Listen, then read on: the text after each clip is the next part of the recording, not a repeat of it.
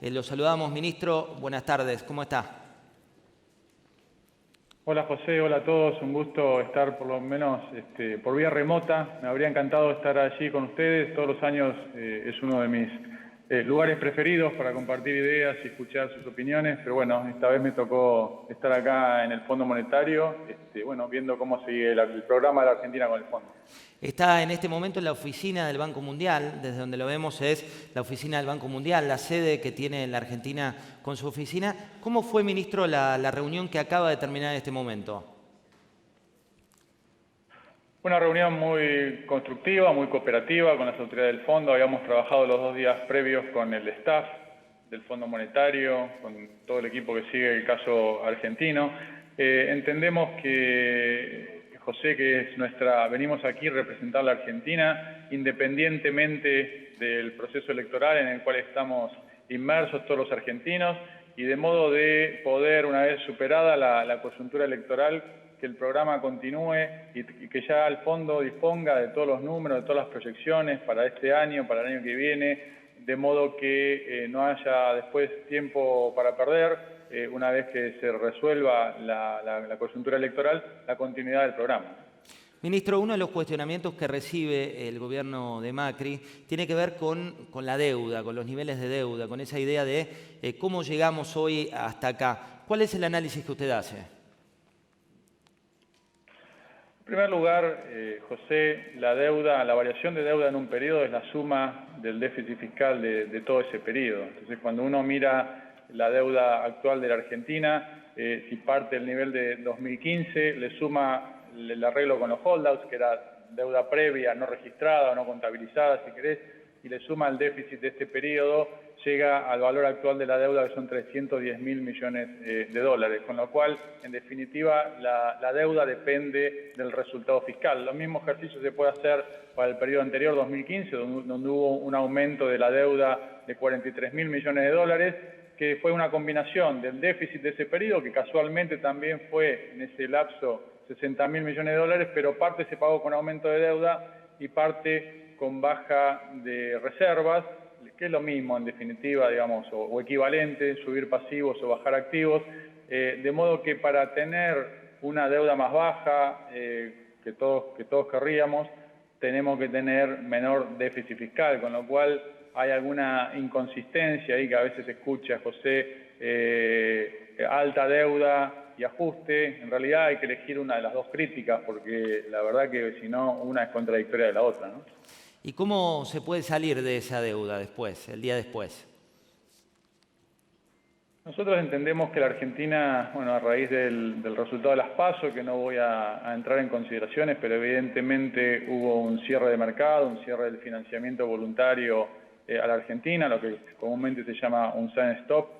La Argentina entró en un problema de liquidez, no es un problema de solvencia si tenemos en cuenta que el nivel de deuda de la Argentina, depende, obviamente es sensible a diferentes supuestos de tipo de cambio y de producto, pero bien medido es un 68% del producto. Si se alteran algunos de los parámetros de medición, puede ir entre 68 y 75% del producto. No es una deuda insostenible, pero obviamente un problema de liquidez persistente sí puede transformarse en un problema de solvencia. De modo que, superada la coyuntura electoral, entendemos que, si el oficialismo es reelecto, esas dudas se van a disipar y vamos a poder volver al mercado de crédito voluntario que teníamos antes de las PASO.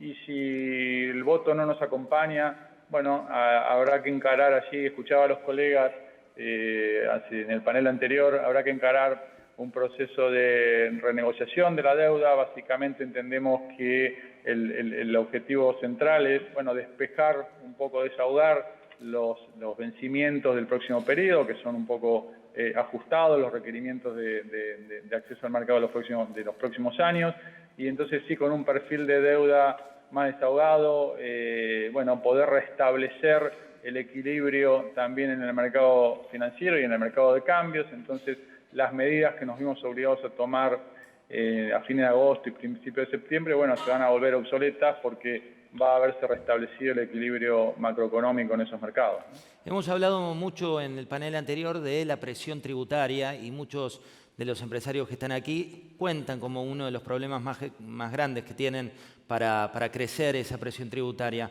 ¿Cuál es la opinión que tiene usted como ministro?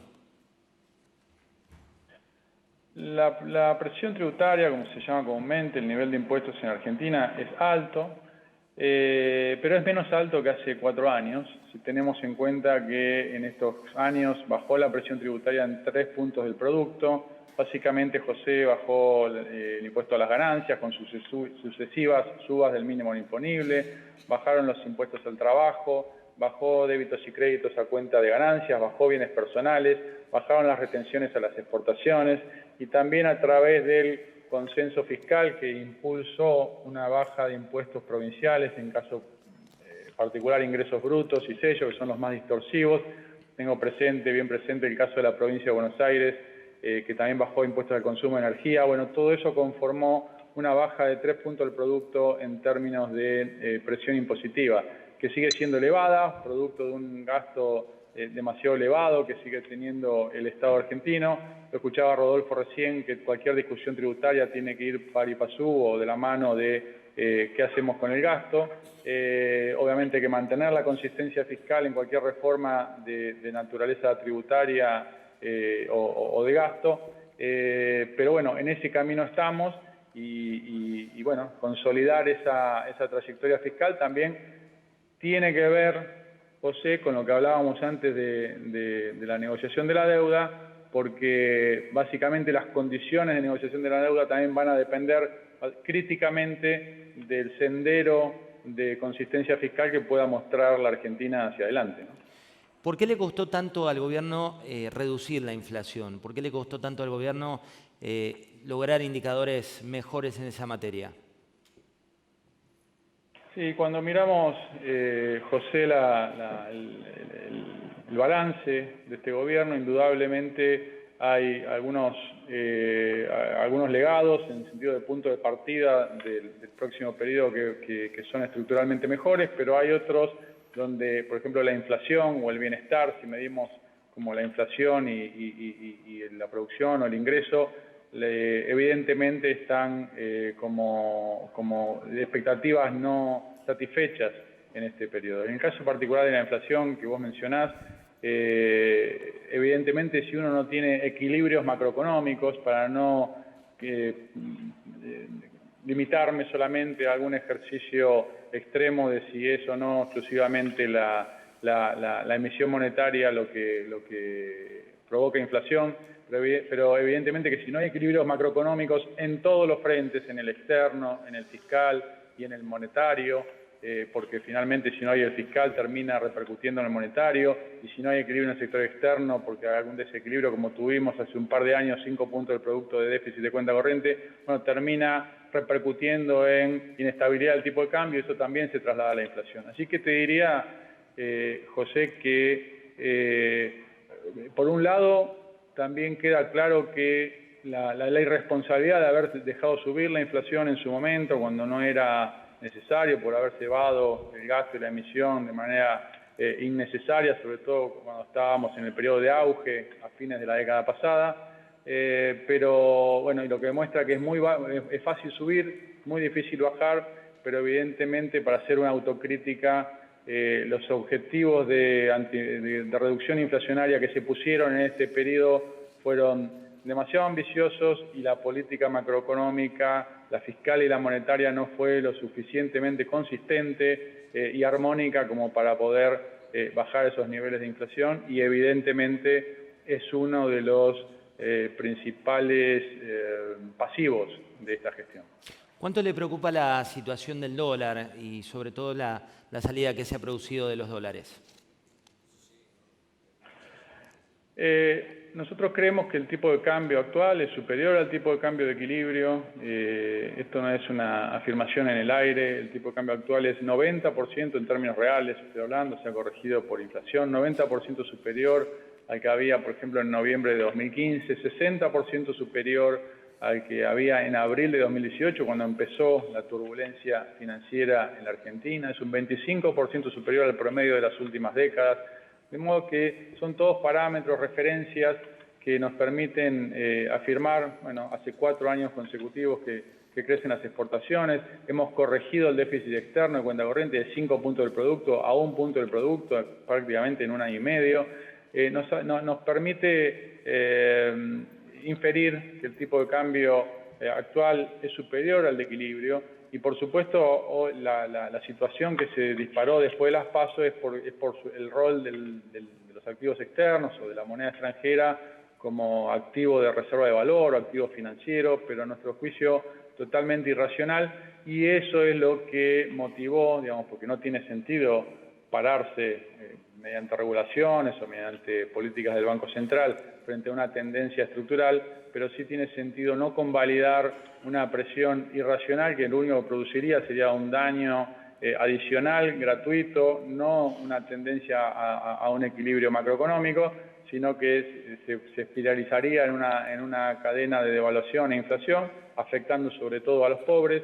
Por eso las medidas que tomamos en los últimos 50 días tienden a estabilizar ese mercado de cambios como objetivo de primer orden, siempre pensando en los más vulnerables y sabiendo que son medidas de carácter transitorio y también sabiendo que no son medidas gratuitas en términos de bienestar, pero que son medidas que son necesarias para evitar males mayores. Ministro, las dos últimas que nos quedan ya 4 minutos y le agradecemos la conexión desde allí. La primera tiene que ver con los consensos. Hemos hablado durante todo el coloquio de la idea de mirar con luces altas y mirar un poco más allá. ¿Cómo ve esta idea de contrato social y de acuerdos como política de Estado? Sí, me parece, José, que a veces la pasión con la cual discutimos en el día a día y que es bienvenida y a veces no es tan saludable cuando nos dejamos cruzar por grietas ideológicas y nos dificulta encontrar un rumbo común a los argentinos, pero también me gustaría destacar que hay una serie de consensos que por ahí pasan inadvertidos y hay algunos que se están construyendo y hay otros pendientes. Por ejemplo, el primero para destacar es que hace 36 años que tenemos democracia, la democracia no resolvió los problemas del bienestar, en esos 36 años la de pobreza promedio fue 36% y la inflación fue 69%, y sin embargo a nadie se le ocurre cambiar el orden institucional buscando algún atajo. Eso que hoy nadie discute, hace 37 años no era tan obvio. El segundo, que nos quedó de la década pasada, es que la protección de los más vulnerables no se negocia, y es una prioridad en la agenda de cualquier gobierno. De hecho, buena parte, casi 3/4 partes del presupuesto público actual está asociado al gasto social. El tercero lo aprendimos por las malas, fue en la crisis de 2001, que ahora vemos los beneficios de haber hecho un sistema financiero robusto, sólido, solvente, líquido, con regulación sin atajos, o sea, por ejemplo, que no se puede prestar dólares al que no genera dólares, y eso, por ejemplo, ahora el sistema financiero fue un amortiguador y no un propagador de la crisis como fue en otras oportunidades. Hay otros consensos que se están construyendo, por ejemplo, en la campaña, por ejemplo, que antes no eran tan obvios, que las estadísticas públicas tienen que decir la verdad. Ahora tenemos que también saber respetar esas estadísticas públicas, por ejemplo, con la controversia que hay respecto al nivel de deuda. Otro consenso que se está construyendo es que el equilibrio fiscal es una condición necesaria para tener estabilidad, porque, digamos, financiado vía emisión genera inflación o vía deuda puede generar problemas con los pagos.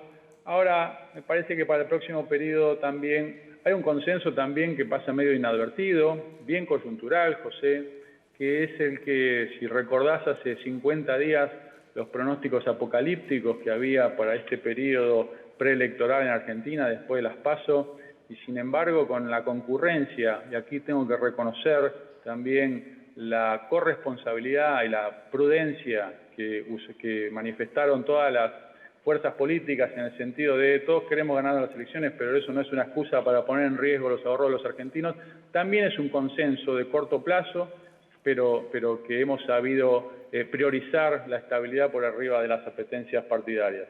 Para el futuro me parece que en el próximo periodo de gobierno, que esperemos que la voluntad popular nos acompañe, creo que tenemos que estar de acuerdo en generar políticas de una coalición proexportadora, en el sentido para darle sustentabilidad macro a cualquier programa, para no asfixiarnos con las divisas como nos pasa cada vez que empezamos a crecer, y también una coalición pro empleo. Vi que había un panel o más de un panel respecto a las políticas laborales y al empleo, en el sentido que es el gran cohesionador social, o sea, el que le da sustentabilidad social a cualquier programa de reformas macroeconómicas, que obviamente sin ese consentimiento político son insostenibles, ¿no? La última, parece una vida en este país, pero recién está cumpliendo ahora esta semana 2 meses al frente del Ministerio. Detalles de la reunión que acaba de terminar, algo más de lo que nos dijo al principio. ¿En qué consistió la reunión y qué pasó? No, José, la reunión fue el epílogo, si se quiere, de las reuniones de trabajo de estos 2 días. Como te dije, vinimos como Argentina, más allá de la coyuntura electoral y nada más que para, no como un gobierno en particular, sino como argentinos, a compartir con el fondo nuestras proyecciones, nuestras ideas, nuestras políticas y sobre todo para que resuelta la incertidumbre electoral, no haya tiempo para perder en términos de conciliación de números y de proyecciones fiscales y monetarias. La Argentina, y el fondo esto lo reconoce públicamente, la Argentina ha cumplido con todos sus compromisos fiscales, monetarios, cualitativos, cuantitativos. El programa está vigente, había empezado a dar sus resultados económicos quizá más tarde de lo pensado en términos de reactivación y baja inflación. Obviamente el proceso electoral, las PASO interrumpieron esa tendencia, pero entendemos que superado este paréntesis electoral vamos a poder volver a ese sendero y eso es lo que estamos conversando con el fondo. Ministro Hernán Lacunza, muchísimas gracias. Un placer y bueno, un saludo a todos.